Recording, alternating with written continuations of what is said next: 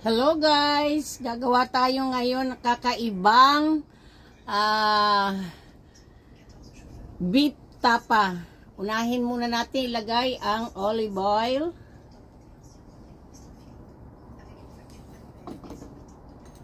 Soya sauce. Yan. Garlic.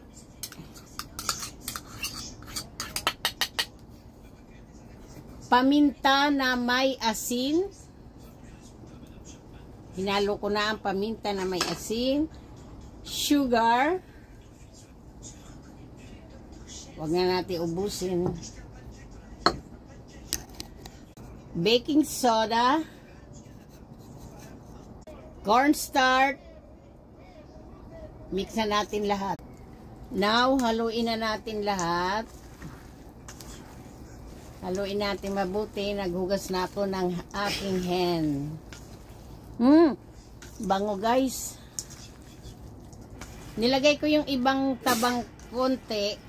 Tapos, bibigay ko doon sa dog namin. Ilalagay ko sa kanilang rice. Haluin ko ng konti.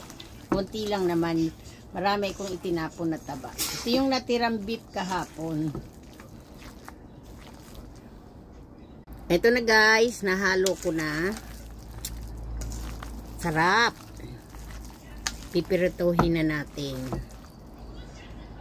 Ito na nga guys, lulutuin na natin ang ating beef tapa. Kakaibang style. Olive oil. So, ilagay na natin. Ang bango guys. Dahil ang daming garlic.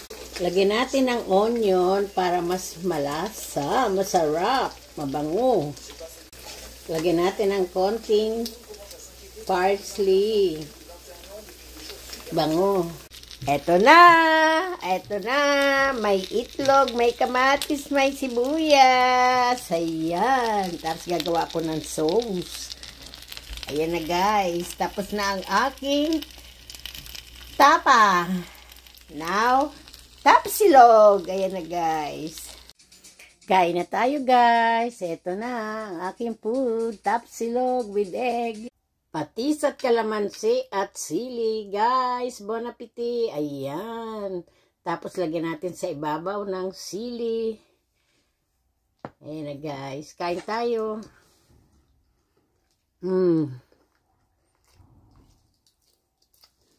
Oh my God. With tomato, onion.